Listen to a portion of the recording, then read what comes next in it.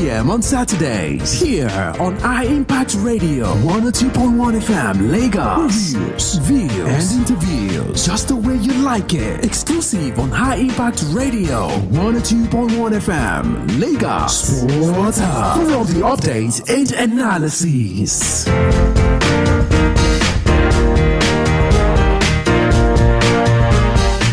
Hey, High Impact. Hi, how may I help you? So I have chess game with my friend later on today. When is the best time to play chess game? I guess you're bored. Usually in the evening, but definitely before you are too tired. My very best chess, of course, is generally played at the times when I'm winning, unless my opponent decides to take a bow. I'm definitely not taking a bow. Thank you. I hope you win. Hey, High Impact. Hi, how may I help you? I've been curious. Who exactly is the youngest swimmer in the world? Oh, I'll tell you.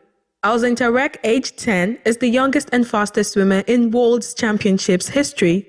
Tarek has been swimming competitively since the age of 4. Oh, wow. Yes, I'm glad I wowed you. Hey, High Impact. Hi, how may I help you? Who is the shortest basketball player in the world?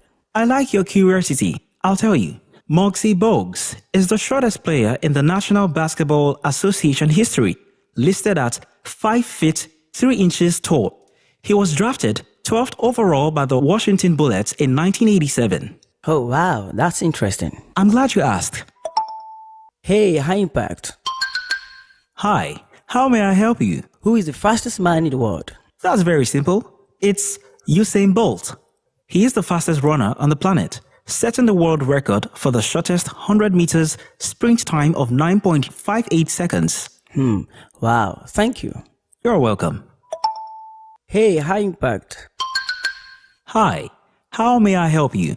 Which club is the first to win Champions League? That's very easy. Real Madrid. The first Champions League was won by Real Madrid during the 1955 and 1956 season. Oh, thank you. You're welcome. You're listening to Sports in a Jiffy on Impact Radio 102.1 FM Lagos.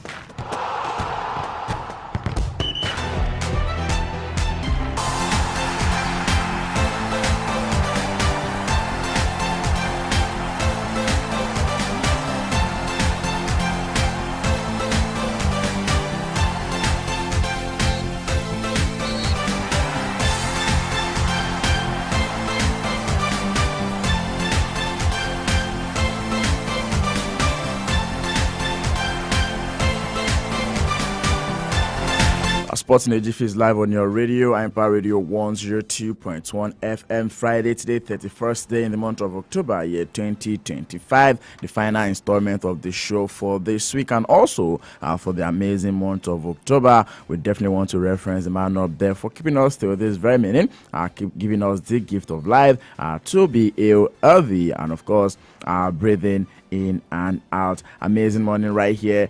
Going through the top stories, making the rounds in the ever exciting, ever dynamic, and sometimes controversial world of sports. Don't forget, I will be tiptoeing through all of the major stories this morning, 72 in bits and in pieces. And by 5 p.m. this evening, we'll be back for the Sports Talk Show. We'll be doing 1 hour of banter, 1 hour of reach, 1 hour of views, reviews, and all the amazing interviews making the rounds right there in the world of sport.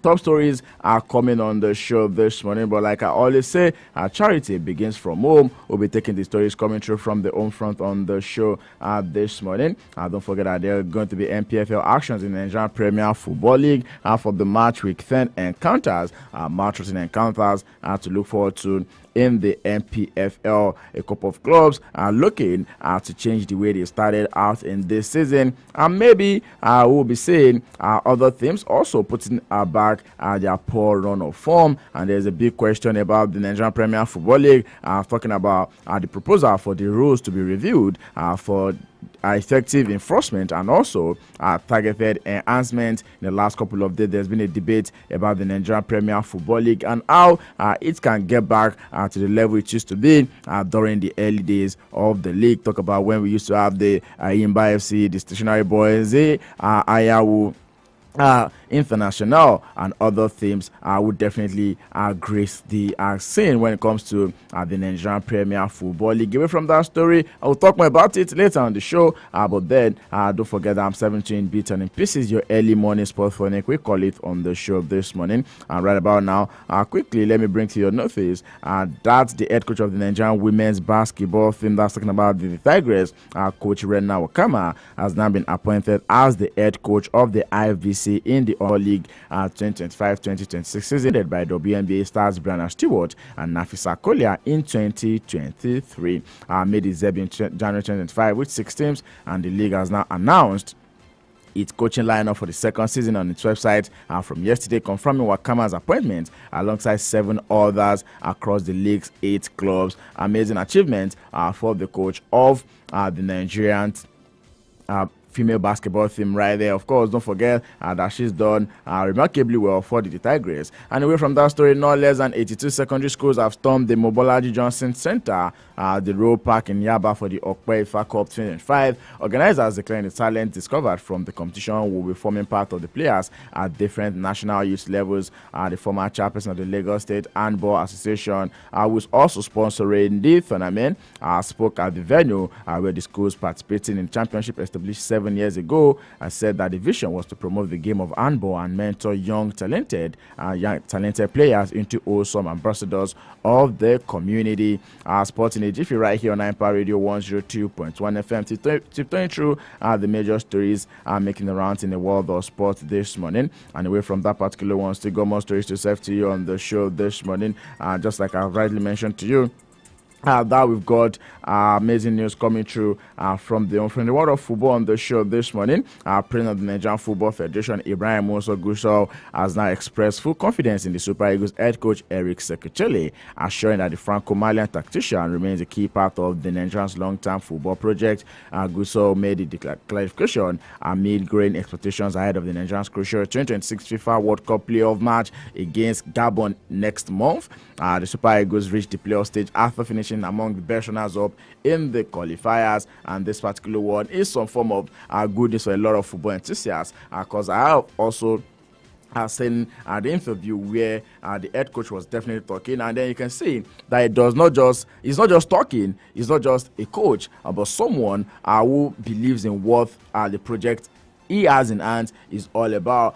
Talking about the tactics he's going to be putting into play for that particular one, and hopefully the Super Eagles of Nigeria will not just be qualifying for the World Cup, but also will be going further than the last time at the African Cup of Nations that is built for later this year, right there in Morocco. Away from that story right now, still taking more stories coming through from the home front on the show this morning on Sporting a Jiffy on Empire Radio 102.1 FM.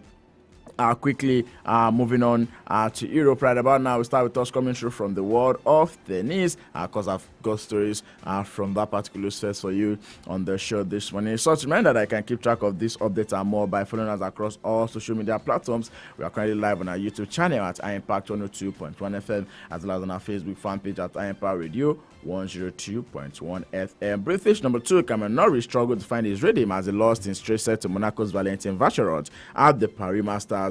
Norrie, who is 30, described his victory against world number 1 Carlos Alcaraz in the previous round as the biggest win of his career, but was unable to reach the level again, losing 7-6 after the tiebreaker of 7-4 to 6-4. Vacherot beat his cousin Arthur Richendek to win his first ATP title at the Shanghai Masters. And don't forget that he did not just defeat his cousin in the finals, he also had to do away with Novak Djokovic in the semi-final. So of course, this guy is someone to definitely be thought in for the future of tennis. He's not going to be facing either Felix Auger-Aliassime or Daniel Altmaier in the quarterfinals. According to the 26-year-old, who's currently ranked number 40 as of September, but has now been ranked in number 40 after the rankings that was released this Monday. The Monegasque has won 10 of his 12 meetings with top 50 ranked players this year.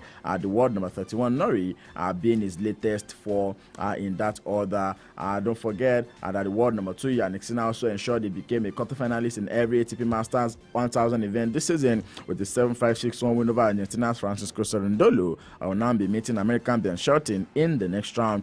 Thursday, Alexander Zverev kept his title defense alive with a 6-2-6-4 victory over Alejandro Davidovich and will be facing Dani Medvedev in the quarterfinals after the 11th seed defeated Lorenzo Sonego. Davidovich Fokina needed the medical timeout in the second set after injuring his left leg before his German opponent sealed the success in that particular tie from yesterday. And away from the ATP right about now, I've still got stories coming through from the world of tennis for you on the show this morning. But before that, let's go straight into the world of basketball, giving you a wrap-up of the week 1 of the 80th season of the National Basketball Association, which tipped off with 4 50-point games, the most in NBA history, and players of African descent dominating the proceedings right there in the leaderboard of the NBA Finals Most Valuable Player Shai Gilgeous-Alexander put off 55 points for the Oklahoma City Thunder in the NBA Finals rematch against the Indiana Pacers. Austin Reeves dropped the double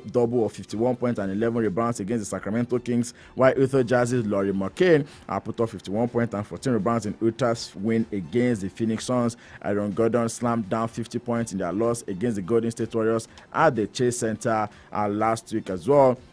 More than 55 players born in Africa or with at least one parent from the continent featured on the NBA's opening night roster for the 2025-2026 season. It's now been said that Africa rose to the occasion this week with Milwaukee Bucks forward Giannis Antetokounmpo named the Eastern Conference Player of the Week alongside Victor Wembanyama of San Antonio Spurs, who was named the Western Conference Player of the Week 21 to 26 October. Our 4 NBA players with direct ties to the continent features in the top 5 of this season leaderboards after week 1 and midway through week 2 of the NBA season. And away from that, right now, still bringing you more thoughts coming through from the world of sports on the show this morning.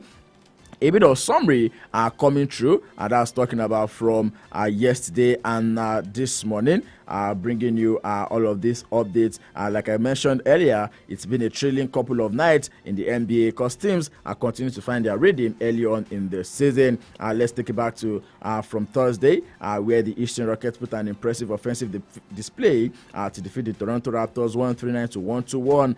Prince Sengun led the way for Houston with 18 points, 8 rebounds, and 9 assists, while Scottie Barnes top scored for Toronto with 31 points, while in Boston, Jaylen Brown powered the Celtics to a 125 to 105 points win over the Cleveland Cavaliers, scoring 30 points as Boston claimed their second straight victory. Even Evan Mobley stood out for the Cavaliers with 19 points and 11 rebounds. The Detroit Pistons also enjoyed a strong home performance, beating Orlando Magic 135 to 116.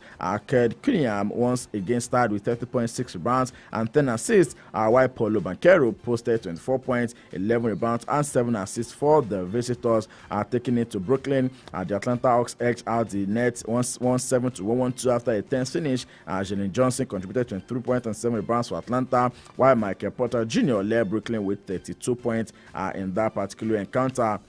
Overall, it's been an action-packed week across the league. The Celtics, the Bulls, and the Nuggets impressed on home courts, while the Lakers, Grizzlies, and Trailblazers snatched trailing wins away from home.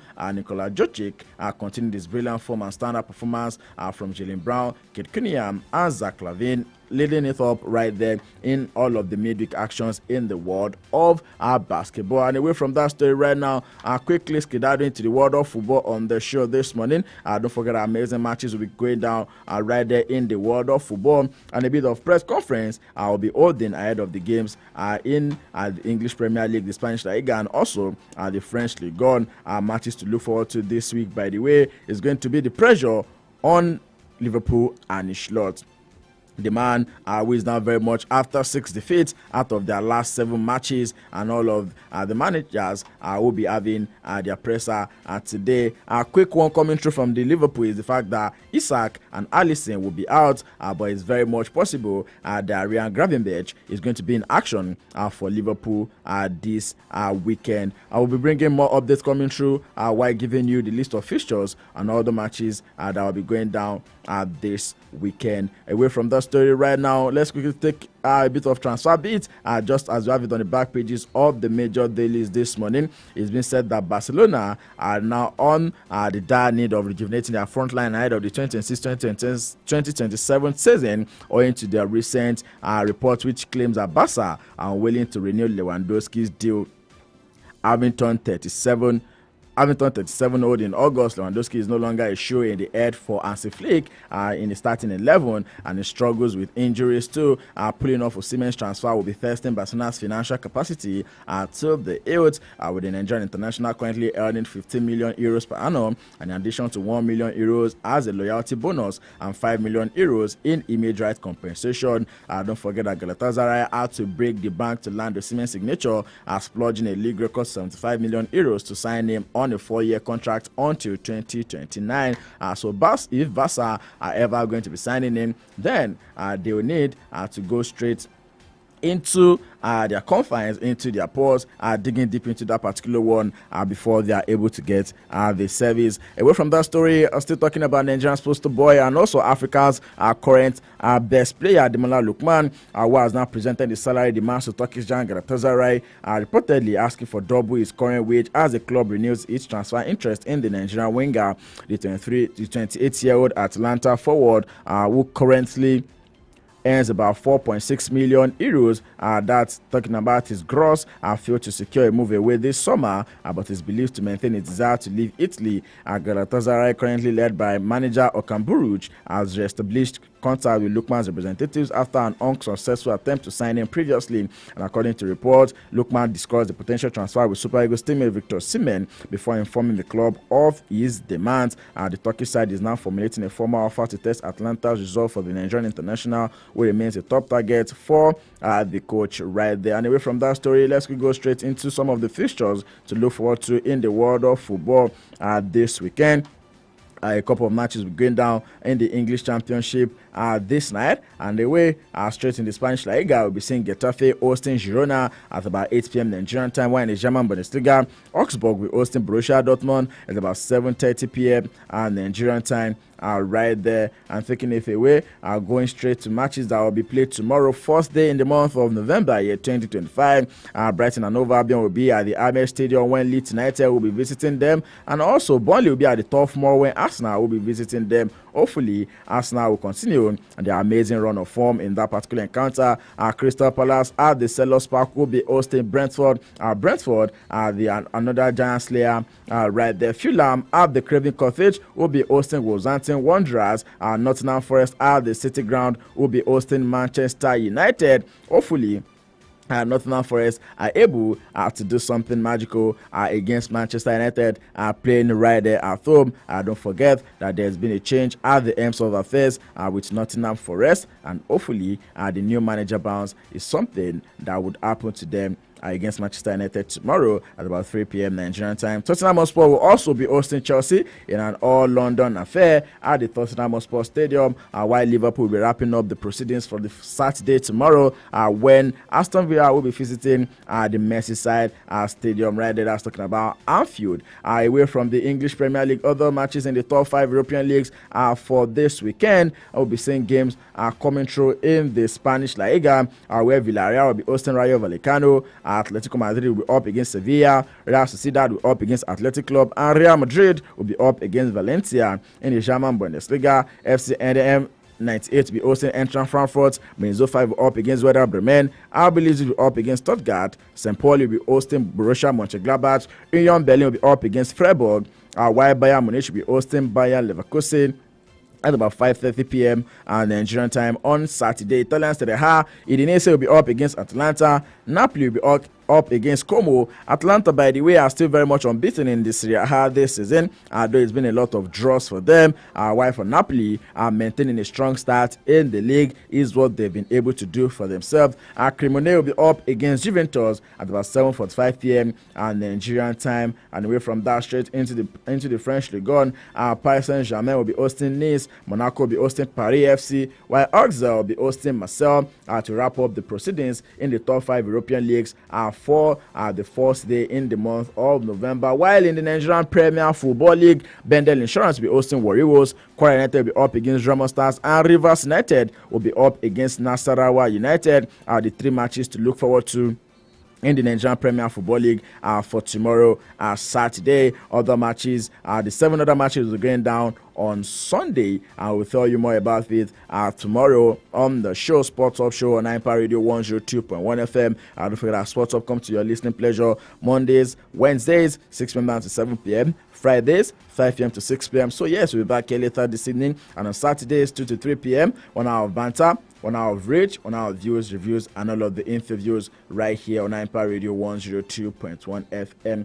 Ayode Jajibo is signing out this morning. As I always tell you, stay sporty, stay active, drink enough water to stay hydrated. Don't forget to go out there and be the best version of yourself. I'll see you when I see you once again, and I want to wish you a good and an amazing new month of November in advance. Yeah, I'll see you come next month by the special grace of God. And just in case you are out there this morning and you meet someone who does not have a smile on their face, I'm pleading with you to please give them a bit of yours.